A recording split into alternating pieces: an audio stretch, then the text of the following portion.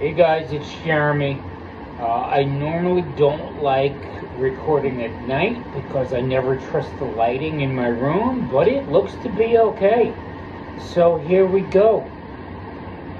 Today I will be talking about vitamin B5. Guys, you've heard me say before that if you can't pronounce it, you can't eat it. This one is not terribly difficult to say, but for some people who haven't said it before, it's a little odd. Vitamin B5, Pantothenic Acid. One of the most important vitamins for life, necessary for making red blood cells, helps convert food into energy. It's one of 8 B vitamins, all of which help the 3 main energy sources. It helps convert the fat, carbs, and protein into energy. It is super critical for the manufacture of red blood cells and can be life-saving if you have anemia, any form of anemia. You know, B5 it's critical. I'll talk about something a little bit about vital, how we get the name vitamins. But as for sexual function, the male parts anyway, during sexual arousal, males require extracellular function and metabolism.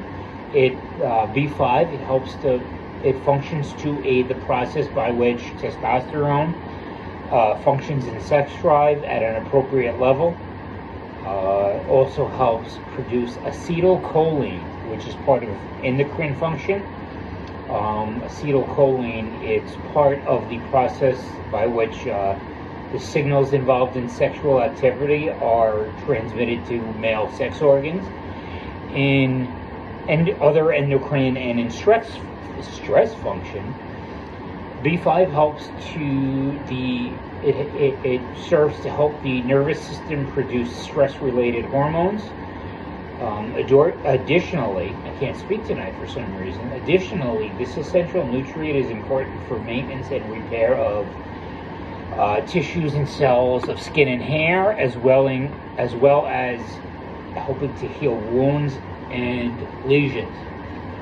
I have said before, and I will say it again, that a natural diet is always the way to go. If man made it, you can't eat it. That is a general rule. And you'll hear in this list that I'm about to give to you of where to find B5, you'll hear what I'm talking about. Found in most vegetables. This is not an all-inclusive list. Broccoli, cabbage, lettuce, potatoes, mushrooms, beans, peas, lentils. A lot of those are greens. Some other good sources are whole grain cereals, nuts, meats, poultry, eggs, milk, fish. There's a lot of dairy in there. Excuse me. The bioavailability, that is the rate at which, you can spin it a little bit. The rate at which your body can absorb whatever it is. It could also be the form of a vitamin in food. Like there are man-made versions and natural versions. The natural version is usually better. But the bioavailability of B5 from food is only at about 50%, meaning that the body will only obtain and use about 50% of what you take in through the diet, while it gets rid of the rest. This is a reason that taking supplements is so vitally important. Again, vital and vitamin.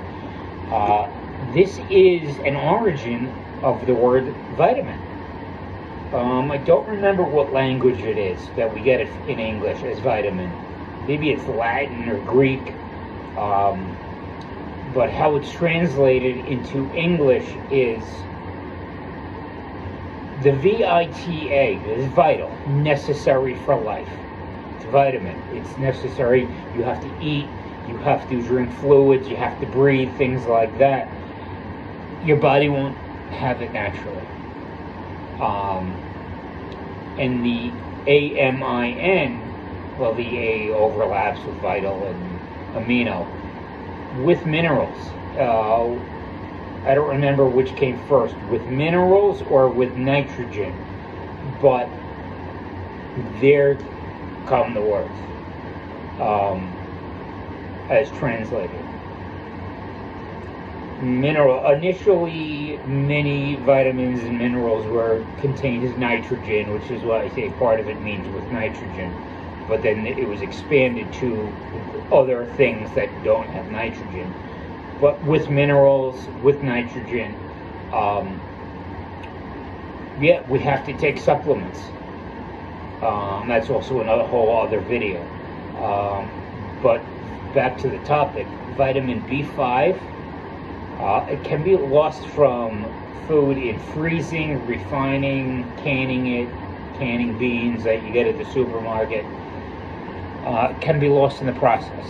So it's vital. Let's take vitamins. Refining often occurs in grains, like white sugars, white grains. When you get pasta, it's usually refined. A very underrated suggestion, and this will come up in future videos, it will keep coming up. Something I'll go into now that it's here, is when you're gonna buy something whole wheat, whole grain, you must buy, I'm going off on tangents here, I hope you don't mind. When you're gonna buy something that's whole wheat, whole grain, and there are some labels that are misleading, like Cheerios, but the box must say 100% whole wheat. If you are going to buy a grain-based product, make sure you have to. Otherwise, by law, as stated with the FDA, if a product says whole wheat without the 100%, and this is the law in America anyway, it is allowed to be 51% whole wheat, which means the other 49% is unnatural sugars and grains, man-made stuff. So there's a little tip for you to carry in the future. And when you go to restaurants, when you ask for whole wheat, chances are it's not 100% whole wheat. Bread, probably, but most likely not. B5 deficiency is quite rare. Symptoms involve a general failure of all body systems, fatigue, nausea, vomiting, headaches, tingling in the feet. Other symptoms are irritability, impaired muscle coordination. For those who lift weights regularly, taking over 100% is also necessary. And for those who drink excessive caffeine or alcohol, those take out B vitamins also. They will leach out B vitamins. So, the more reason to take more than 100%. Taking too high a level of B5 is rare. As it is, like I said before, with we're only getting around 50% or whatever it is, must be taken with water, which also means it gets let out every time you go to the bathroom. So this is one reason, or two reasons, that I say 100% is the minimum. So you'll flush it out. This was a quick video on B5. I'm going to leave a link to my website. I have another topic. I have joined up with a company called USANA, USANA. The website, the link will be below. And yeah, see you soon.